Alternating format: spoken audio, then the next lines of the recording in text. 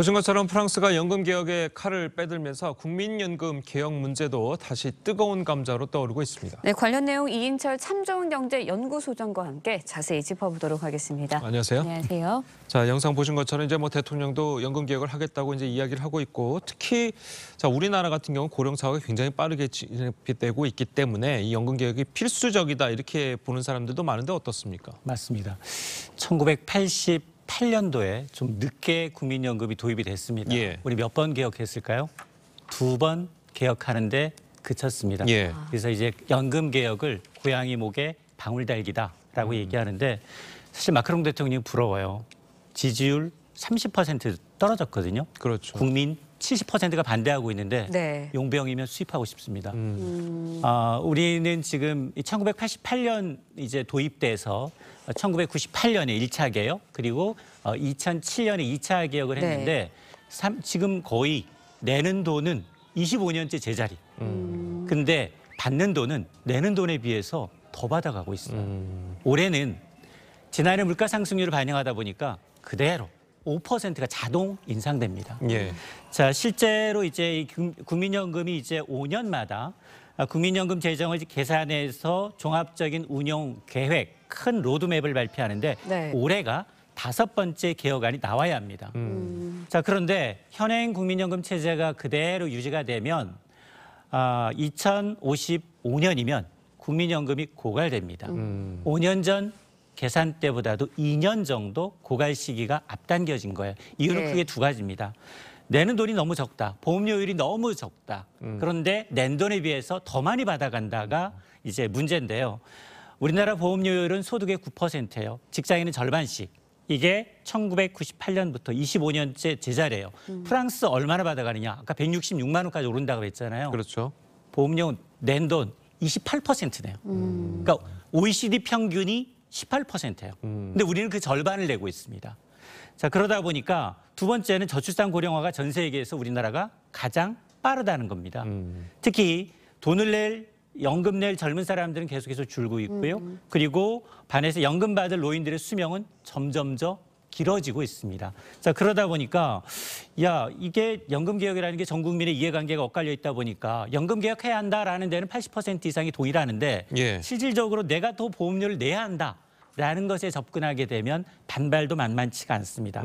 이런 상황이다 보니까 미래 세대의 부담은 더 커지고 있는 겁니다. 네, 말씀을 잠깐 해주셨지만 지난해 국민연금 사상 최대인 80조 원 손실 기록했고 2055년에는 기금이 소진될 것이다라는 전망까지 나오고 있습니다. 실제로 만약에 그렇게 된다면 어떤 일이 벌어지게 되나요? 정말 연금을 못 받게 되는 건가요? 가장 궁금한 게 이제 최근 들어서 이제 이 SNS를 통해서 1990년생은 네. 그렇게 되면 2055년이 정확하게 만 65세가 돼서 수령을 해야 되는데 고갈되면 어떻게 되느냐. 난 내기만 하고 못 받는다. 이거는 사실이 아닙니다. 고갈되더라도 국가가 지급을 보장합니다. 예. 코리아가 망하지 않는 한 받을 수 있다라는 거고요. 네. 국민연금은 국가에서 운영하고 국가가 최종적으로 지급을 보장하기 때문에 국가가 존속하는 연금은 지급을 받을 수 있습니다. 예. 아마 이 청년층의 불안이 너무 가중되니까 정부는 어떤 것까지 고민하고 있느냐. 국가가 지급 보장을 법정에다가 이제 예. 명문화하는 방안까지도 이제 검토를 하고 있는데요. 따라서 1990년생이 2055년이 돼서 국민연금 붙기만 하고 받지 못한다라는 건 팩트가 아닙니다. 자, 그러면은 기금이 고갈되면 나라로서는 어쨌든 재정 부담이 커질 수밖에 없는 거잖아요. 맞습니다. 그러면은 우리나라 경제 성장률이라든지 이런 거에도 상당한 영향을 미칠 텐데 그렇기 위해서 연금을 개혁하는 건데 지금 가장 나온 안 중에서 소장님이 보시기에 가장 좀 합당한 연금 개혁안은 어떤 게 있다고 좀 생각을 하십니까? 사실 프랑스는 너무 많이 내고 예. 그리고 이제 2년 연장하는 것도 이렇게 반발이 큰데 예. 전 세계 유럽 국가들은 우리보다 훨씬 더 국민 공적연금이 제도가 길고 예. 이미 고갈됐어요. 고갈된 이후에도 국민연금 못 받았다는 얘기가 없어요. 예. 그 비결이 뭘까를 좀 들여다보면 정답이 나오는데요.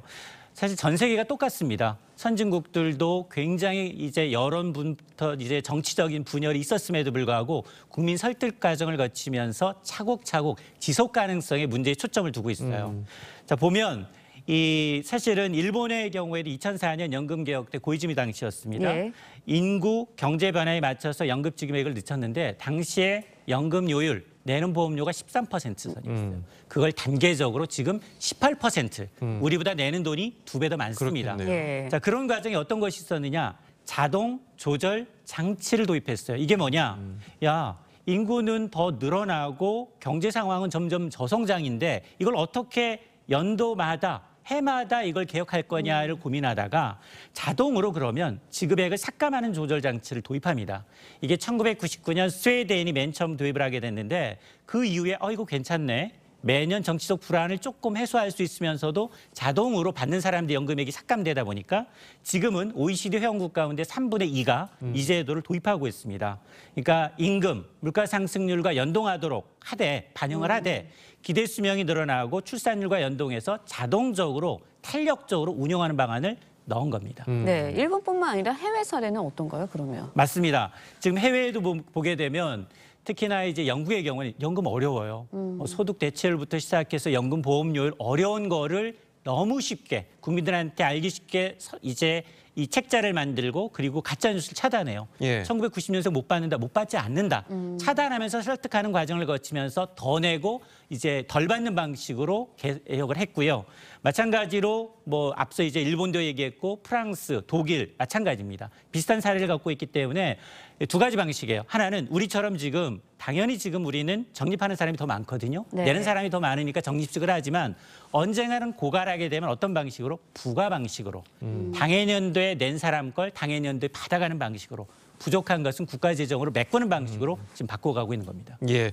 어쨌든 뭐 윤석열 대통령이 이걸 뭐 임기 내에 연금 개혁을 한다고 하니까 마크롱 대통령의 사례를 좀 참고를 해볼 만도 한데 지지율이 너무 많이 떨어진 것 같긴 하네요. 사실 프랑스도 마크롱 대통령은 지금 굉장히 강하게 정치적 생명을 다 걸었어요. 그러니까요. 다 걸어서 이 불시민이 많이 예. 통과하게 되면 레임덕이 빠질 수 있습니다. 그럼에도 불구하고 이런 분이 필요해요.